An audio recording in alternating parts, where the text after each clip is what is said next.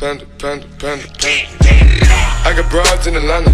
Just to lean. Water हम सबसे पहले देखते हैं कि वाटर एक प्रीसियस थिंग है जो लाइफ में बहुत इंपॉर्टेंट है, दैट इज अवर लाइफ। क्योंकि वाटर है तो लाइफ है, water without water we can not live.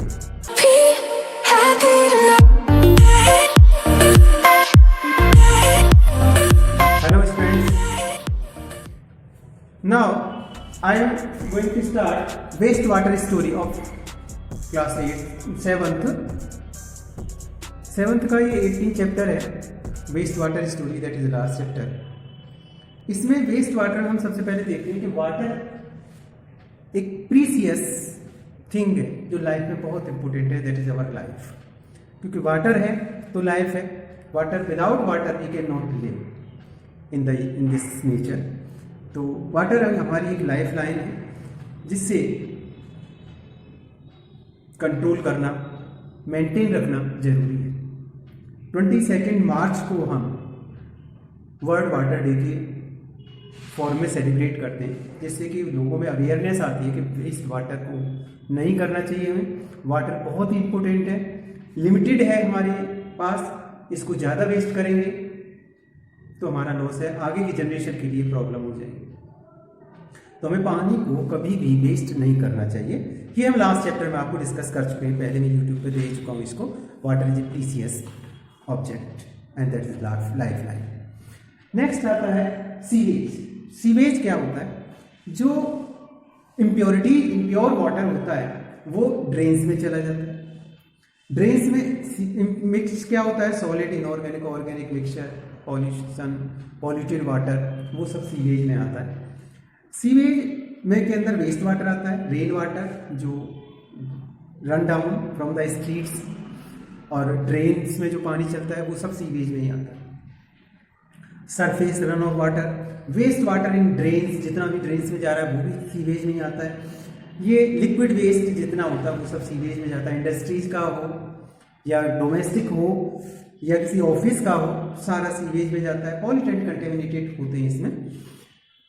तो सीवेज सिस्टम बनाया जाता है। सीवेज सिस्टम क्या होता है? पाइपलाइंस पड़ी होती हैं सिटी में, और वो पाइपलाइंस के थ्रू जितना वेस्ट मटेरियल है, वेस्ट प्रोडक्ट है, जितना वेस्ट वाटर है, वो पाइपलाइंस के थ्रू इंटरकनेक्टेड होते हैं, ट्रांसपोर्ट होता रहता है, इंटरकनेक्टेड रहते हैं pipe one place to another place, और मेन होल बने होते हैं जिनसे वो आगे बढ़ता जाता है और वो किसी रिवर में या आगे कहीं सप्लाई कर दिया जाता है। वेस्ट वाटर ट्रीटमेंट प्लांट के लिए चला जाता है, कभी कभी जाता है, वैसे तो ज़्यादातर पानी वेस्ट ही होता है। सीवेज सिस्टम में टाइम टू टाइम लगभग 50 to 60 मीटर अभी एक मैन होल से दूसरे मैन होल की जो डिस्टेंस होती है 50 to 60 मीटर तक की होती है। तो दे चेंज डायरेक्शन, क्योंकि मैन होल क्यों रहते हैं, डायरेक्शन भी चेंज करना पड़ता है। सपोज वन स्ट्रीट से फिर दूसरी स्ट्रीट पर लेफ्ट में आता है, फिर तीसरी में राइट में जा रहा होता है, तो वो मैन होल देना जरूरी होता है, जहाँ से कि वो जंक्शन बन जाता है। इधर से पाइप लगाया जाता है, फिर दूसरी तरफ से निकाला जाता है, तो वो जंक्शन बनाया जाता है। तो मैन होल देना भी जरूरी होता है, या सफाई करने के लिए, पाइपलाइन को साफ करने के लिए जरूरी होता है मैन होल देना। नेक्स्ट आता है cleaning polluted water gate clean. तो पॉल्यूटेड वाटर को क्लीन किया जाता है। क्लीन करने के लिए हम सपोज हमने एक बीकर में पॉल्यूटेड वाटर लिया, उस वाटर में सॉइल वो वाटर मिक्स किया और बीकर में रखा। बीकर में कुछ देर बाद फिर उसे हम फिल्टर करते हैं। फिल्टर करने के बाद फिल्टर में जो ऊपर का पार्ट होता है जो फ्लोटिंग करता रहता है या मिक्स नहीं होता है वो अलग हो जाता है। फिर वो पानी जो हमारा फिल्टर्ड वाटर होता है उसे हम सेटल डाउन के लिए रख देते हैं। देखते हैं कुछ टाइम के बाद वो पानी के अंदर की जो इम्प्योरिटीज होती है या सॉइल या अदर मटेरियल होता है, सॉलिड पार्ट होता है, वो सेटल डाउन हो जाता है और ऊपर का पानी रह जाता है। उसको हम एयरेटेड करते हैं और क्लीन करते हैं और फिर हम उसे यूज करते हैं। इसी तरह से वाटर ट्रीटमेंट प्लांट तैयार किया जाता है, WWTP। वाटर ट्रीटमेंट प्लांट क्या होता है कि ड्रेन्स से, सीवेज से ये वाटर जाता है, जो जाता है तो सबसे पहले वो स्क्रीनिंग में जाता है। स्क्रीनिंग में क्या होता है? नेट लगा रहता है जिससे कि वो सॉलिड वेस्ट और लार्ज पार्ट्स, पॉलीथीन, एवरीथिंग वो रुक जाते हैं वहाँ से फिर वो पानी एक ग्रिड टैंक में जाता है। ग्रिड टैंक में स्टोन्स होते हैं, पत्थर होते हैं, जिससे कि वो वहाँ से जाता है तो कुछ इम्प्योरिटीज उस ग्रिड से रुक जाती है। फिर वहाँ जाता है, फिर जाने के बाद सेडिमेंटेशन करते हैं उसे। सेडिमेंटेशन में टैंक, बड़ा टैंक होता है, वहाँ पर स्टोर रहता है पानी, और वो नीचे जो इम्प्योरिटीज होती है नीचे सेटल डाउन हो जाती है, वो वाटर फिर दूसरे टैंक में, एयरेशन टैंक में जाता है। एयरेशन टैंक में जा करके उसे प्योर करने की कोशिश की जाती है। फिर उस वाटर को हम एक एक्टिवेटेड ट्रीटेड प्लांट में ले जाते, वाटर टैंक बनाया जाता है, वहाँ सेडिमेंटेशन के लिए रख दिया जाता है, और वो फिर पानी को हम रीयूज कर सकते हैं। तो ये वाटर ट्रीटमेंट प्लांट बनाया जाता है, ये आप बड़ी फिगर में देख सकते हैं बुक में। तो ये वाटर ट्रीटमेंट प्लांट बनाना बहुत ज़रूरी है। सेडिमेंटेशन, डाइजेस्टर टैंक होता है, और मैन्यूर्स जब उसके अंदर स्क्रैपर से उसके अंदर जो सेटल डाउन हो जाते हैं वो मटेरियल निकाला जाता है स्क्रैपर से, और जब उसे निकालते हैं तो वो एक तरह से मैन्यूर का काम करता है और सॉइल के अंदर खेतों में डाल दिया जाता है, जिससे फर्टिलिटी बढ़ जाती है। तो फिर बाद में जब पानी अलग आ जाता है, प्योर वाटर बनाया जाता है, उसके अंदर क्लोरीनेशन किया जाता है। क्लोरीनेशन के बाद डिसइंफेक्टेड हो जाता है, इन्फेक्शन कम हो जाता है, प्योर वाटर बन जाता है, और उसे दोबारा से रिवर में छोड़ना चाहिए।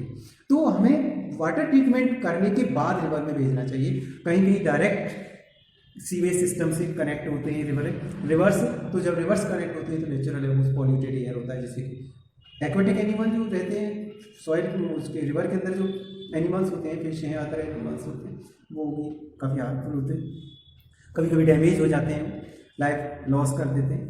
तो बेटर, अब हमें देखो हमारी क्या ड्यूटी होती है, तो बेटर हाउस कीपिंग प्रैक्टिस, हमें कभी भी पॉलीथीन या ऑयली वाटर को ड्रेन में नहीं देना चाहिए। उसे हमें जो सॉलिड पार्टिकल हैं, प्लास्टिक हैं, टॉयज़ हैं, इन्हें हमें ड्रेन्स के अंदर नहीं डालनी चाहिए। हमें वेस्ट प्रोडक्ट अलग रखना चाहिए। सॉलिड जो है उसे हमें ड्रेन्स के अंदर नहीं डालना चाहिए।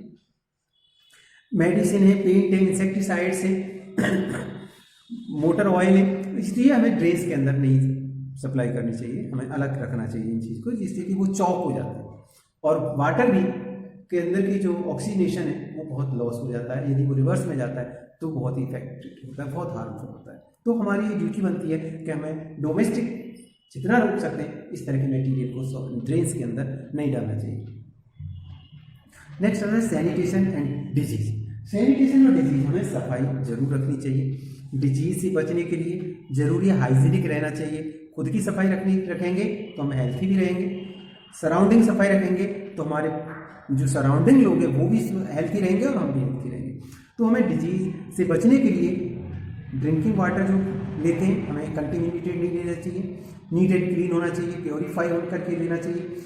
और इसके लिए हमें ड्रेन्स वगैरह से जो पाइपलाइन जाती है, जो पाइप टेप वाटर आता है, तो वो कहीं लीक नहीं होना चाहिए। यदि कहीं लीक होता है और वो कनेक्ट होता है सीवेज पाइप से तो वो इम्प्योरिटीज आ जाती है। तो इससे हमें हाइजीनिक बने रहना चाहिए और ये ध्यान देना चाहिए कि पानी गलत तो नहीं आ रहा है। बहुत जैसे टाइफाइड है, कॉलेरा, डायसेंट्री है, तो बहुत प्रॉब्लम क्रिएट करता है। नेक्स्ट आता है alternative arrangement of sewage disposal. इसके अल्टरनेटिव क्या? अल्टरनेटिव ये है सेफ्टी टैंक बनाने चाहिए, केमिकल टॉयलेट्स होनी चाहिए, कंपोस्टिंग टॉयलेट्स होने चाहिए, या वर्मी कंपोस्टिंग टॉयलेट होने चाहिए, सुलभ टॉयलेट बनानी चाहिए।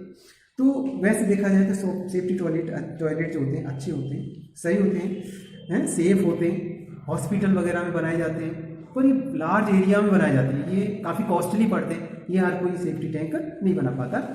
नेक्स्ट है chemical toilet. Chemical disinfected human body waste होता है, बैड ऑर्डर आता है, स्मेल आती है। तो केमिकल टॉयलेट्स के ये है कि पोर्टेबल होता है, कहीं से कहीं ले जा सकते हैं, लेकिन लॉस ये है कि they are generally costly and these toilet which are not advisable. These toilet short period के लिए बनाए जाते हैं, टेम्परेरी तो बनाए जा सकते हैं, केमिकल टॉयलेट वैसे नहीं बना पाते। नेक्स्ट आता है कंपोस्टिंग टॉयलेट। ये सिंपल होते हैं, लो मेंटेन होते हैं और ये कोई भी बनवा सकता है। ऑर्गेनिक मटेरियल है, जो वेस्ट निकलता है वो मैन्यूर्स में भी यूज हो जाता है। तो इस तरह के टॉयलेट्स बनाने चाहिए। एक वाटर टैंक जो टैंक बना करके बनाया जाता है, तो गांव में काफ़ी सूटेबल होता है। नेक्स्ट है vermi composting toilet. Vermi processing toilet जो होते हैं, ये वर्मी प्रोसेसिंग टॉयलेट जो है तो human excreta treated by the red worm से ट्रीट किए जाते हैं। इनमें रेड वॉर्म छोड़ दिए जाते हैं, जो टॉयलेट होते हैं वो उसे डिकम्पोज करते रहते हैं और वो मैन्यूर बन जाते हैं और प्लांट्स के लिए ये सप्लाई हो जाते हैं, जिससे फर्टिलिटी सॉइल की बढ़ जाती है।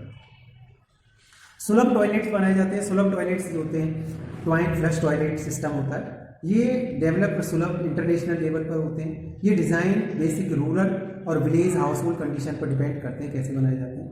लो कॉस्ट होती है, अफोर्डेबल होते हैं, ये बना सकते हैं। नेक्स्ट आता है गवर्नमेंट भी इस चीज़ में हेल्प करती है, प्राइवेट ऑर्गेनाइजेशन भी इसमें हेल्प करते हैं। नेक्स्ट आता है sanitation in public place. Public place पर हमें सैनिटेशन का विशेष ध्यान रखना चाहिए, क्योंकि पब्लिक प्लेस पर सबकी होती है, सब उसका यूज करते हैं, इसलिए हमें उसका सैनिटेशन का ध्यान रखना चाहिए। हमें हर जगह गंदगी नहीं फैलानी चाहिए, सफाई रखनी चाहिए। और यदि आपका जो वेस्ट मटेरियल है आपके हॉस्पिटल में है तो डस्टबिन बने होते हैं, कहीं पर भी जगह जगह डस्टबिन पड़े रखे हुए होते हैं, तो हमें वो जो भी वेस्ट मटेरियल है, वेस्ट प्रोडक्ट है, हमें उसी के अंदर डालना चाहिए। उसमें भी दो तरह के होते हैं, ग्रीन और ब्लू होते हैं, जो कि पॉलीथीन वगैरह ब्लू में डालो, ग्रीन में सिंपल जो डिकम्पोजर वाले। तो हमें पब्लिक प्लेस का विशेष ध्यान रखना चाहिए जिससे कि सैनिटेशन रहे। जितना सैनिटेशन होगी, हाइजीनिक होगी, सबके लिए अच्छा होगा। I hope you understand. Like and subscribe my channel. Thank you.